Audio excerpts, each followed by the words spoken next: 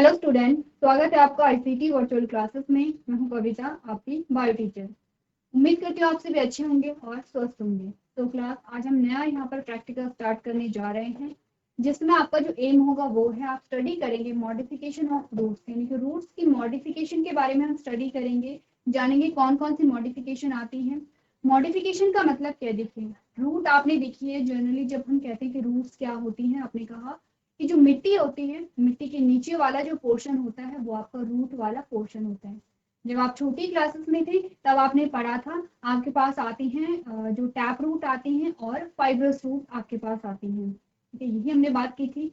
इसके अलावा भी रूट्स होती हैं, कुछ ऐसी रूट्स होंगी जिन्हें आप खाने में यूज करेंगे, कुछ ऐसी रूट्स भी होती हैं जो जमीन के ऊपर होती हैं। ठीक है, तो इन सारी रूट्स के बारे में हम बात करेंगे, कौन से स्टोरेज का काम कर रही हैं। देखिए रूट्स का जो मेन फंक्शन अगर हम कहें, आपसे पूछा जाए कि रूट का मेन फंक्शन होता है, आपने का एब्जॉर्प्शन होता है, पानी का एब्जॉर्प्शन हो रहा है, मिनरल्स का एब्जॉर्प्शन हो रहा है। ठीक है, इसके अलावा अगर हम बात करें रूट्स के क्या क्या कार्य हो सकते हैं, आपने कहा कि जो प्लांट है उसे स्ट्रेंथ दे रहा है, जो प्लांट है आपका वो स्टेबल है, उसे क्या होता है, स्ट्रेंथ दे रहा है। इसके अलावा क्या करता है, जो मिट्टी है सॉइल को भी क्या करता है, वो स्टेबल रखता है, यानी कि मिट्टी को जकड़ करके रखता है। आपने कहा सॉइल इरोजन को रोक रहा है। इस प्रकार से आपने छोटे छोटे फंक्शन बहुत सारे यहाँ पर रूट्स के देखे होंगे। आज हम बात करेंगे कुछ ऐसी रूट्स होती हैं जो क्या करती है, स्टोरेज का काम करती है। जैसे कि हम बात करेंगे स्टोरेज रूट्स के बारे में, ये आपके पास कुछ एग्जांपल्स आ जाएंगे। ठीक है, आप बात करेंगे एपिफाइटिक और एरियल एब्जॉर्बिंग रूट्स के बारे में, कुछ ऐसी रूट्स होंगी जो एरियल रूट्स होती हैं। ठीक है, एरियल रूट्स क्या होती हैं, बात करेंगे क्या होती हैं, क्या क्या एग्जाम्पल आपके पास आते हैं। अब बात करेंगे एसिमिलैरिटी रूट की, अब बात करेंगे रेस्पिरेटरी रूट की। अब कुछ ऐसी रूट्स भी होती है जो रेस्पिरेशन में हेल्प कर रही होंगी। ठीक है, बात करेंगे वो कौन कौन सी रूट होती हैं, किस प्रकार से अपनी फंक्शनिंग यहाँ पर कर रही हैं। आपने कहा सकिंग रूट्स होती हैं। ठीक है, इतनी बात क्लियर है। आपने कहा प्रॉप रूट है, सिल्ट रूट है, इतने सारे प्रकार के रूट्स आपके पास यहाँ पर आती हैं। क्लाइंबिंग रूट के बारे में आप बात करेंगे। ठीक है, क्लिंजिंग फ्लोटिंग रूट्स यहाँ पर आती हैं जो तैर रही होंगी। तो कहाँ पर पाई जा रही होंगी, आपने कहा कि ये पानी में पाई जा रही होंगी। इस प्रकार से आपने क्या कहा, अभी तक आप रूट्स के बारे में बात करते थे तो आपके माइंड में एक ही इमेज बनती थी। ठीक है, आपके माइंड में एक ही इमेज बनती थी। आपने कहा मिट्टी के नीचे वाला जो पोर्शन है उसे आप रूट सिस्टम कहते हैं, ऊपर वाला जो पोर्शन है उसे आप शूट सिस्टम कहते हैं। आज हम अलग अलग प्रकार के रूट्स के बारे में जानेंगे। सबसे पहले थ्योरी को जानेंगे, किस प्रकार से आपके पास रूट्स आती हैं। उसके बाद एनिमेशन में जानेंगे कि एनिमेशन में आपको अलग अलग प्रकार के रूट्स बताए जाएंगे, उनके फंक्शन बताए जाएंगे। फिर आप देखेंगे कि रूट का कार्य सिर्फ यहाँ पर पानी का एब्जॉर्प्शन करना नहीं है, बहुत सारे और भी कार्य होते हैं रूट्स के। प्लस आपको इंपॉर्टेंट चीजें ध्यान ये देनी है कि जिस प्रकार के आप रूट पढ़ेंगे आपको एग्जाम्पल ध्यान रखने हैं। फॉर एग्जाम्पल आपने कहा स्टोरेज रूट्स, कौन कौन से स्टोरेज रूट्स होती हैं, जो भी रूट यहाँ पर स्टोरेज कर रहे होंगे, संग्रह कर रहे होंगे खाद्य पदार्थों का। यानी कि आपने क्या कहा, जिस भी आपने जब पढ़ा कि प्लांट में क्या बनता है, ग्लूकोज का फॉर्मेशन हुआ, फोटोसिंथेसिस हुई, ग्लूकोज का फॉर्मेशन हुआ। अब क्या हुआ, जो ग्लूकोज है वो स्टार्च के रूप में संचित हो जाता है। इसी प्रकार से जो जड़ होती हैं वो भी क्या करती है, संचयन का कार्य करती हैं, और उस प्रकार के रूट को हम अपने खाने में यूज करते हैं। तो कौन कौन से उसके एग्जाम्पल होंगे, ये सारे आप क्या करेंगे, एग्जाम्पल साथ साथ में नोट करते रहेंगे। सबसे पहले थ्योरी पोर्शन को स्टडी करेंगे, तो आइए स्टार्ट करते हैं। चलिए सबसे पहले ऑब्जेक्टिव की बात करें तो आप जानते हैं आपका जो ऑब्जेक्टिव वो है to study the modification of root, root की मॉडिफिकेशन के बारे में जानेंगे। सबसे पहले देखिए इंट्रो में आपको क्या बता रखा है। आपने कहा the main function of root system is to provide proper anchorage and absorption of water and minerals from the soil. देखिए सिंपल सी बात है, ये आप जानते हैं कि जो रूट होती है, रूट सिस्टम के क्या क्या पार्ट्स होते हैं। अगर आपसे पूछा जाए रूट सिस्टम, यहाँ पे वर्ड आया है एक इस प्रकार से, अगर आपसे पूछा जाए क्या होता है रूट सिस्टम, आपने कहा रूट सिस्टम बना होगा रूट के अलग अलग पार्ट से मिलकर के बना होगा। जैसे कि शूट सिस्टम होता है, रूट सिस्टम होता है, दो सिस्टम हम पढ़ते हैं। शूट सिस्टम में आपने क्या कहा, स्टेम भी होती हैं, ब्रांचेस भी होती हैं, लीफ आती है। ठीक है, फ्रूट उसी सिस्टम पर लगते हैं, फ्लावर आते हैं, तो ये सारा शूट सिस्टम का पार्ट हो जाता है। रूट सिस्टम में आप कहते हैं कि जो रूट होती है, एक तो मेन रूट होती है, ठीक है, मुख्य जड़ जिसे कहते हैं। उसके बाद मुख्य जड़ से जो छोटी छोटी और जड़ जैसी संरचनाएं निकलती हैं उसे आप कहते हैं सेकेंडरी रूट। ठीक है, सेकेंडरी रूट कहेंगे। अब जो सेकेंडरी रूट होती हैं आपकी, उस पर भी छोटे छोटे बालनुमा संरचनाएं निकलती हैं, जिसे आप कहते हैं रूट हेयर या जड़रोम जिसे आप कहते हैं। तो ये सारे जो पार्ट्स होते हैं ये मिलके बनाते हैं रूट सिस्टम। आपको कहा गया है जो रूट सिस्टम का मेन फंक्शन है वो है वाटर एंड मिनरल्स का एब्जॉर्प्शन करना। कहाँ से? सॉइल से, ठीक है। मिट्टी में घुले जो क्या होते हैं, मिनरल्स होते हैं, जो पानी होता है उसका जो अवशोषण होता है, वही जड़ का मुख्य कार्य है। नेक्स्ट आपने पढ़ा roots sometimes modify its structure and shape and perform some special function.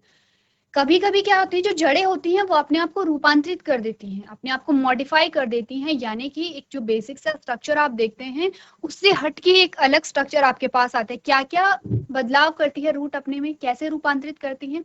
अपना जो स्ट्रक्चर होता है, अपनी संरचना को बदल देती है, अपने शेप को बदल देती है, और सबसे इंपॉर्टेंट बात क्या होती है यहाँ पर कि कुछ स्पेशल फंक्शन करने लगती है, कुछ जो विशिष्ट कार्य होते हैं उन्हें यहाँ पर करने लगती है।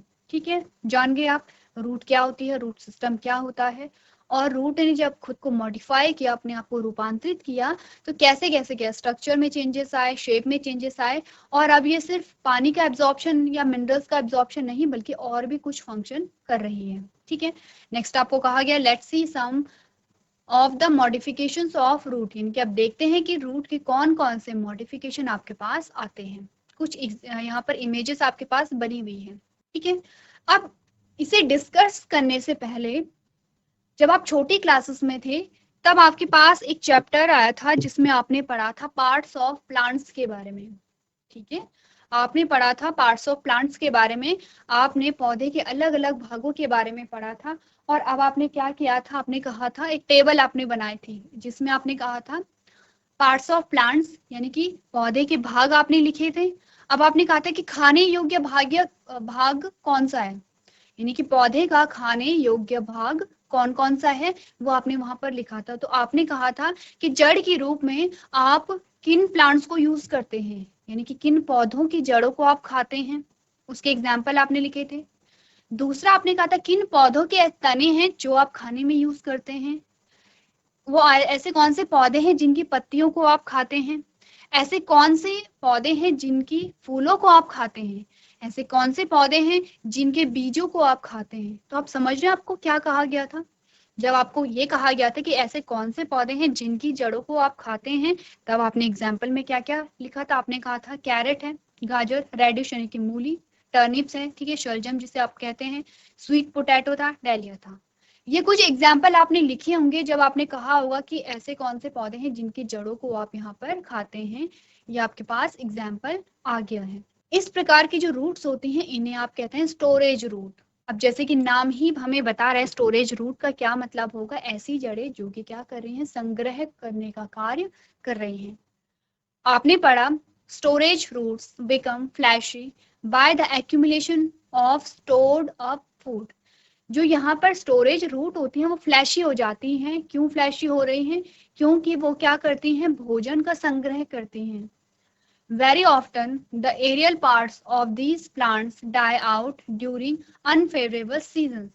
आपको क्या कहा गया है कि जो एरियल पार्ट्स होते हैं, इस पौधे के जो एरियल पार्ट्स होते हैं, एरियल पार्ट से क्या मतलब है, वो पार्ट जो हवा में होते हैं, वो पार्ट जो मिट्टी के ऊपर होते हैं, ठीक है, उन्हें आप एरियल पार्ट कहते हैं। यानी कि एयर में रहने वाले जो पार्ट्स होते हैं, हवा में रहने वाले जो पार्ट्स होते हैं, उन्हें आप कहते हैं एरियल पार्ट्स।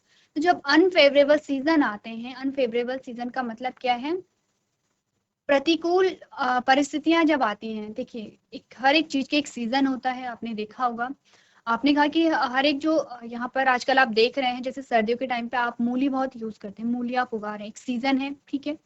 अगर हम कहें कि मूली का सीजन ही नहीं है तो आपको कहा जाता है, बताया जा रहा है कि aerial parts of these plants die out during the unfavourable season. Unfavourable season में यानी कि जब इनका सीजन नहीं होता है तब जो अपर पार्ट, जो एरियल पार्ट्स होते हैं वो सूख जाते हैं।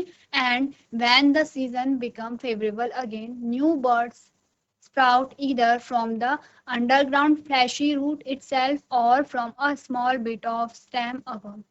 आपको ये कहा गया है कि जब फिर से सीजन आता है तो जो रूट होती हैं, जो इस प्रकार की रूट है, वहीं से क्या होती है, नई यहाँ पर कलियां बनने लगती हैं और फिर से जो प्लांट है वो यहाँ पर आ जाता है। ठीक है, ये आपके स्टोरेज रूट है। आपको बता रखा है कि ये जो रूट होती है इनका जो यूज है वो हम खाने के लिए करते हैं। आप एग्जाम्पल देख के समझ गए होंगे। एग्जाम्पल आपके पास है, radish appear like a spindle that is swallowed in the middle and narrow towards both the ends। अब इस रूट में कैसे चेंजेस आए हैं ये आप देखिए। ये जो गाजर आपके पास आई है एक जड़ है, जड़ में कैसे कैसे सबसे पहले संरचना देखेंगे। ठीक है, संरचना कैसी है, आपने कहा एक स्पिंडल शेप की है, इस प्रकार से बीच से मोटी है। ठीक है, आपने कहा कि swollen in the middle and narrow towards the both ends. बीच में आपको क्या दिखाई दे रही है, मोटी दिखाई दे रही है, नीचे से आपको नैरो यहाँ पर मिल रही है। ठीक है, अच्छा हम रेडिश की बात कर रहे हैं। ठीक है, हम बात कर रहे हैं रेडिश की, आपने यानी कि मूली की हम बात कर रहे हैं।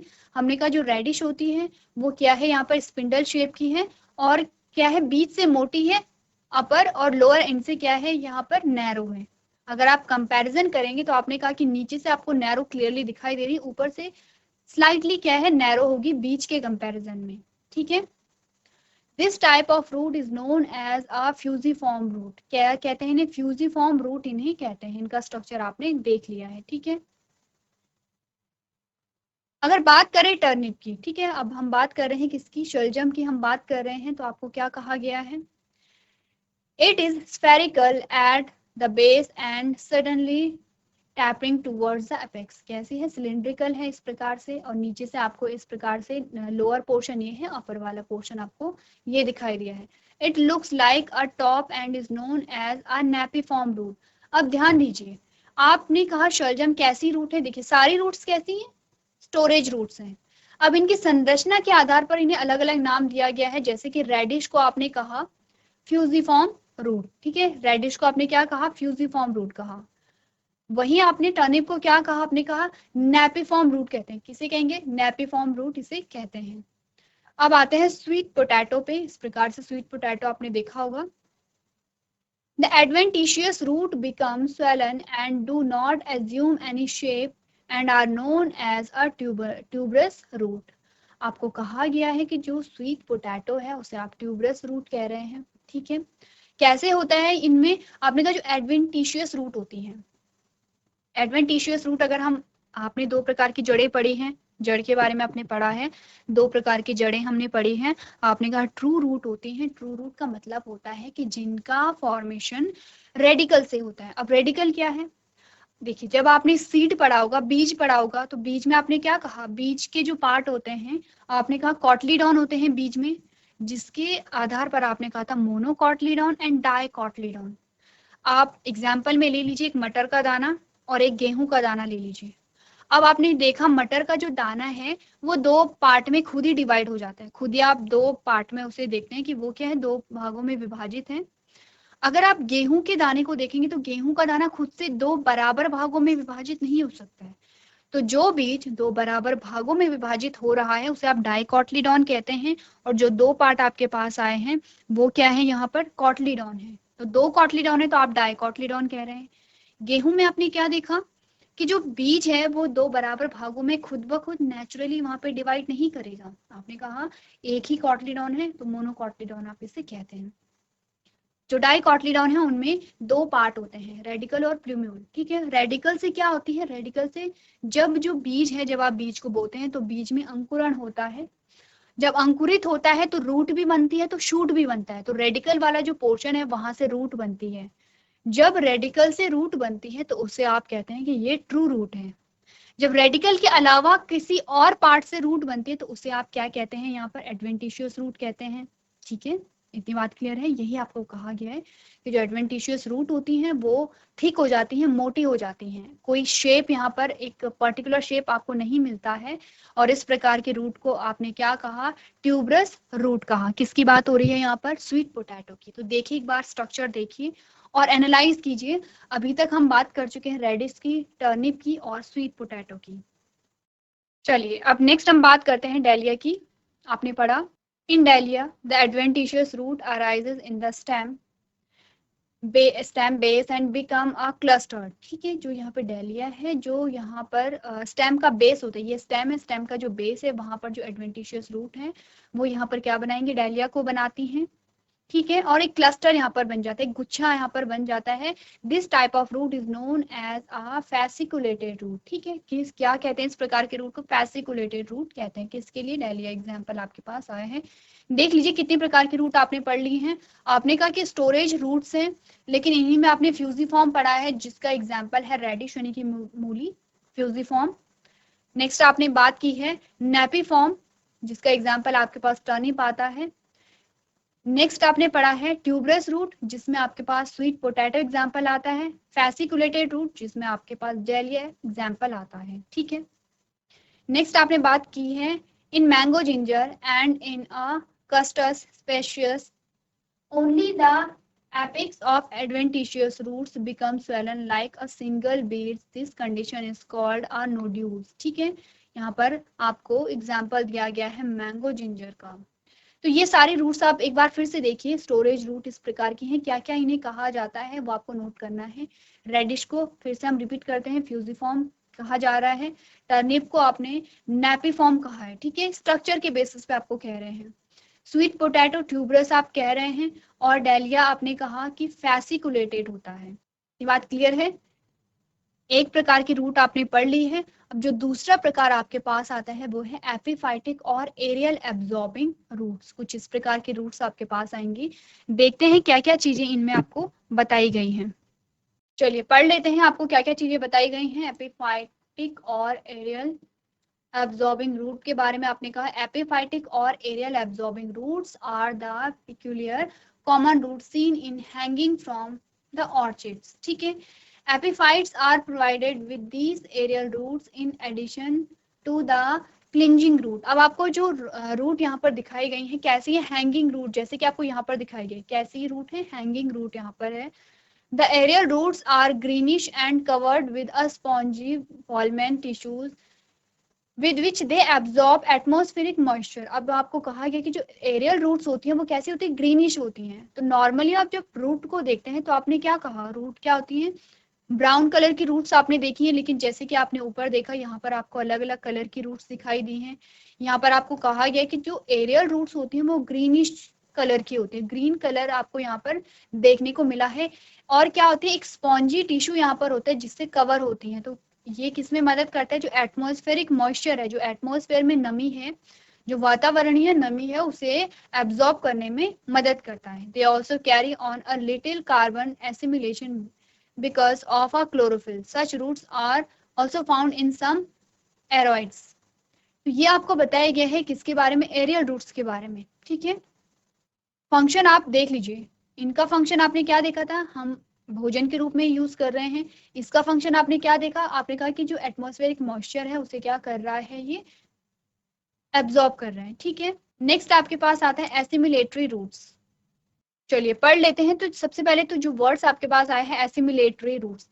एसिमिलेटरी जो शब्द आया है वो एसिमिलेशन से आया है। एसिमिलेशन का मतलब क्या है? पढ़ लेते हैं। देखिए आपने कहा एसिमिलेटरी रूट्स आर ग्रीन। कैसी होती हैं? ग्रीन कलर की हैं। यहाँ पर भी आपको अलग कैरेक्टर देखने को मिला रूट्स में। In some trees when surface roots get exposed they turn green by the development of chlorophyll and carry on some carbon assimilation. क्या होता है कि जब जो सरफेस रूट्स होती हैं वो एक्सपोज हो जाती हैं, यानी कि क्या है? वो दिखने लग गई हैं, बाहर निकल गई हैं। तो जब वो बाहर निकलती हैं तो उनमें क्या होता है? क्लोरोफिल का डेवलपमेंट होने लगता है, जिससे कि वो ग्रीन कलर की देखने लगती हैं। प्लस क्या करती हैं? ये कार्बन एसिमिलेशन में इंपॉर्टेंट रोल प्ले करती हैं। एपिफाइटिक रूट्स जो हैं, तो कहा गया जो एपिफाइटिक रूट्स हैं are also epiphytic roots also are assimilatory. ठीक है, ये भी क्या है? एसिमिलेटरी रूट का ही यहाँ पर टाइप आपको दिखाया गया है। चलिए नेक्स्ट जो आपके पास आया है वो है रेस्पिरेटरी रूट्स। देख लेते हैं क्या क्या होता है रेस्पिरेटरी रूट्स में। आपने कहा the roots of some trees and shrub growing in a saline marshes mangrove plants suffer from the lack of oxygen. तो आपने कहा कि जब जो प्लांट्स होते हैं वो सैलाइन एरियाज में ग्रो होने लगते हैं, यानी कि ऐसे एरिया में जहां पर जो सॉल्ट होता है वो ज्यादा होता है। अब जब सॉल्ट यहाँ पर ज्यादा होता है तो क्या होता है? यहाँ पर ऑक्सीजन की कमी होने लगती है। ठीक है, यानी कि ऑक्सीजन की जो रिक्वायरमेंट है वो फुलफिल नहीं होने लगती है। ऐसी कंडीशन में क्या होता है? To go with the situation some roots minute spores of special lenticels on the exposed root tips. तो यहाँ पर ऐसे कंडीशन में क्या होता है, जो रूट की टिप्स होती है, ये आपको रूट्स दिखाई दे रही हैं, वहां पर कुछ पोर्स क्या हो जाते हैं, एक्सपोज हो जाते हैं, जो कि क्या करेंगे, रेस्पिरेशन में हेल्प करेंगे। तो कुछ एग्जाम्पल आपके पास आते हैं, जैसे कि राइजोफोरा इसका क्या है, एग्जाम्पल है। इस प्रकार के आपके पास क्या आता है, कंडीशन आती है, ये आपके रूट्स दिखाई दे रही हैं। और यहाँ पर आपने क्या कहा कि क्यों यहाँ पर रूट्स में पोर्स आने लगते हैं, क्योंकि ऑक्सीजन की जो रिक्वायरमेंट है वो फुलफिल नहीं हो पाती है। ठीक है, इतनी बात क्लियर है। नेक्स्ट आपके पास आता है सकिंग रूट्स। देख लेते हैं क्या आपको बताया गया है। आपने कहा Cuscuta is the parasitic plant which develop fine spine like roots known as a sucking roots. ठीक है, और हॉस्टोरिया। अब आपने कस्कटा के बारे में पढ़ा है, कैसा प्लांट है, पैरासिटिक प्लांट है। पैरासिटिक प्लांट होते क्या है, आपने कहा कि वो प्लांट जो कि अपने न्यूट्रिशन के लिए, अपने पोषण के लिए किसी दूसरे पर डिपेंड होते हैं, उसे आपने पैरासिटिक प्लांट कहा था। ठीक है, अब पैरासिटिक प्लांट भी, अगर आप पैरासिटिक की बात करेंगे, परजीवी जिसे आप कहते हैं, तो दो प्रकार के आपने पढ़े थे, कौन कौन से हैं, एंडोपैरासाइट और एक्सोपैरासाइट। तो जो कस्कटा है वो आपका किस प्रकार का है, आपने कहा एक्सोपैरासाइट होगा, क्योंकि प्लांट के क्या होता है, बाहर प्रेजेंट होता है। चलिए यहाँ पर आपको इमेज नहीं दिखा रखी है, जैसे कि इस प्रकार से आप देख सकते हैं कि ये कोई प्लांट है और इस प्रकार से क्या है, ये इस प्लांट पर निर्भर है, तो उसे आप क्या कहते हैं, पैरासिटिक प्लांट कहते हैं। तो यहाँ पर इसके पास क्या होते हैं, कुछ फाइन स्पाइन लाइक रूट्स होती हैं, जिसे आप सकिंग रूट्स कहते हैं। तो क्या कर रही होंगी ये रूट्स, सब कर रही होंगी, जो भी इसे अपने पोषण के लिए जो भी फूड मटेरियल चाहिए, ये क्या करेंगी, उस होस्ट प्लांट से सब करेंगी। These root arise from the stem and penetrate the small adventitious rootless into the host plant and absorb nutrient from it. ठीक है, काम क्या होगा इनका, जो सकिंग रूट्स होती हैं, ये जो होस्ट प्लांट होता है उसकी बॉडी में पेनिट्रेट करेंगी और अपना जो फूड मटेरियल है वो आराम से यहाँ से ले सकती हैं। नेक्स्ट आपके पास आता है modification to carry on a special mechanical function. कुछ मैकेनिकल फंक्शन के आधार पर आपके पास अलग अलग प्रकार के रूट्स आती हैं, जिसमें आपको प्रॉप रूट, स्टिल्ट रूट के बारे में यहाँ पर बताया है, क्लाइंबिंग रूट है, क्लिंजिंग रूट है, फ्लोटिंग रूट यहाँ पर आपको बताया गया है। चलिए सबसे पहले प्रॉप रूट के बारे में बात करते हैं, जिसका एग्जाम्पल आपके पास आता है बनियान ट्री। ठीक है, बरगद का पेड़ आप सबने देखा है। बरगद के पेड़ को जब आपने देखा तो आपने देखा होगा कि तने से बहुत बड़ी बड़ी जड़नुमा संरचनाएं आप देखने को आपको मिलती हैं। कभी कभी आप उनमें झूला भी खेलने लगते हैं। क्या होती हैं वो, प्रॉप रूट होती हैं। क्यों निकलती हैं, देख लेते हैं क्या फंक्शन होता है। आपने कहा these roots grow vertically downwards from heavy horizontal branches of a banyan tree and give mechanical support to them. सबसे पहले क्या करेंगे, मैकेनिकल सपोर्ट देती हैं। Since the prop root is develop from the stem and not from the radical, these root are modified adventitious root. क्या होती है, कहाँ से ग्रो हो रही है प्रॉप रूट, आपने अगर बरगद का पेड़ देखा होगा, आपने कहा तने से निकलती हैं। इसका मतलब रेडिकल से नहीं निकल रही है, तो आप ये नहीं कहेंगे ट्रू रूट है। ठीक है, फंक्शन क्या होता है, आपने कहा कि फंक्शन इनका क्या होगा, मैकेनिकल सपोर्ट देती हैं। जो प्लांट है, प्लांट को क्या करेंगे, यांत्रिकी जो सपोर्ट है वो इसे प्रोवाइड कराती हैं। चलिए नेक्स्ट आपके पास आते हैं स्टिल्ट रूट, जिसका एग्जांपल आपके पास शुगर केन का है। इस प्रकार से आपको दिखाया गया है। आपने कहा stilt root of sugarcane and maize are supporting roots which arise from the lower nodes of the stem। अब सबसे पहले आप ये बात कीजिए कि ये आपके पास तना है। ठीक है, ये तना है किसका, शुगर केन का। ये लीफ आपके पास आ रही है, ये आपके पास रूट आ रही है। अब नोड होती है, नोड का मतलब कि जहां से, जैसे कि आपको ये दिखाई दे रही है, ये क्या है, एक नोड है। इस प्रकार से ये दूसरी नोड है। तो ये जो पोर्शन आपको दिखाई दे रहे हैं ये है नोड। ठीक है, ये है नोड। नोड, दो नोड के बीच वाला जो पोर्शन आपके पास आता है, जो दो नोड के बीच का स्थान होता है, उसे आप कहते हैं इंटरनोड। ठीक है, इतनी बात समझ लीजिए। अब आपको कहा जा रहा है कि जो यहाँ पर स्टिल्ट रूट होती हैं, जो कि शुगर केन और मेज में यानी कि गन्ने और मक्की के पौधे में आपको देखने को मिलती हैं, वो सपोर्ट के लिए होती हैं। ठीक है, कहाँ से निकल रही है, आपने कहा लोअर नोड से, जो सबसे नीचे वाला नोड है वहां से ये रूट निकलती है। इस प्रकार से आपको दिखाया गया कि सबसे नीचे वाले नोड से क्या हो रही है, ये रूट निकल रही हैं। These roots grow downwards and penetrate the soil and provide mechanical support to the plant। अब होता क्या है, ये तना आपके पास आ गया है। ठीक है, सबसे नीचे वाली नोड ये है, यहाँ से क्या निकलेंगी, जड़ें निकलेंगी। जड़ें निकलती हैं और मिट्टी के अंदर घुसती हैं। ठीक है, थोड़ा अलग सा प्रोसेस आपको देखने को मिल रहा है। नॉर्मली आप कहते क्या है कि जो जड़ होती हैं वो मिट्टी के नीचे रहती हैं, लेकिन यहाँ पर आप क्या देख रहे हैं, जड़ है वो तने से निकल रही है। तने से निकल रही हैं और मिट्टी के अंदर घुस रही हैं। मिट्टी के अंदर घुसेंगी तो क्या करेंगी, जड़ को ये स्थिरता प्रदान करेंगी, सपोर्ट दे रहे हैं। ठीक है, समझ रहे हैं आप। इमेज से आपको समझ आ रहा होगा कि जो स्टिल्ट रूट होती हैं वो क्या होती हैं। नेक्स्ट आपके पास क्लाइंबिंग रूट आई है। देखते हैं क्लाइंबिंग रूट के बारे में आपको क्या बताया गया है। आपने कहा some climbers can climb up their supports as adventitious roots growing from the nodes of the frail climbers. Clinging roots may carry on some absorption but are different from the specialized aerial absorbing roots. आपको करना क्या है, roots के type आपको पढ़ने हैं, example आपने देखने कि किस में पाए जाते हैं और अल्टीमेटली फंक्शन आपको कहा क्या जा रहा है कि सपोर्ट प्रोवाइड कराते हैं। ठीक है, नेक्स्ट आपके पास फ्लोटिंग रूट्स आती हैं। आपने कहा in addition to the typical adventitious root some aquatic floating plants such as Jussiaea repens have unique roots that develop from the nodes। ठीक है, कहाँ से निकल रही हैं, जितनी भी रूट्स आप पढ़ रहे हैं ट्रू रूट्स आपके पास कोई भी नहीं आई है। ठीक है, ट्रू रूट नहीं आपके पास आई है, सारी एडवेंटिशियस रूट हैं। आपको पहले ही बता दिया गया है कि जो ट्रू रूट होती हैं वो रेडिकल से निकलती हैं।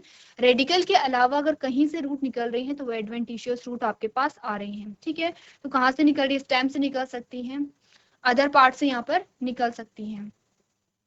नेक्स्ट आपने कहा the plant is capped afloat by a buoyancy, the vast volume of air that the floating roots contain may also be helpful in aerating submerged organ। ठीक है, इतनी बात क्लियर है आपको। कुछ फ्लोटिंग रूट इस प्रकार से दिखाई गई हैं। फ्लोटिंग रूट क्या करती हैं, फ्लोट करने में मदद करती हैं, जैसे कि नाम ही इंडिकेट कर रहे हैं कि क्या करेंगे, फ्लोट करने में यहाँ पर मदद करती हैं। तो ये कुछ प्रकार की रूट्स आपके पास आई हैं। चलिए, सो क्लास आज हमने यहाँ पर बात की है टाइप्स ऑफ रूट, यानी कि रूट के अलग अलग प्रकार आपने देखे हैं। आपने देखा कि रूट्स किस प्रकार से क्या हुई है, रूपांतरित हुई है, और जिस प्रकार से रूपांतरित हुई है उसी प्रकार से अलग अलग फंक्शन भी यहाँ पर फॉलो कर रही है। तो आज के सेशन में हम इतना ही करेंगे। नेक्स्ट जो हमारा सेशन होगा उसमें आप एनिमेशन और सिमुलेटर के माध्यम से जानेंगे कि रूट के अलग अलग कौन से प्रकार आपके पास आए हैं। तो अभी तक क्लास में बने रहने के लिए आपका धन्यवाद।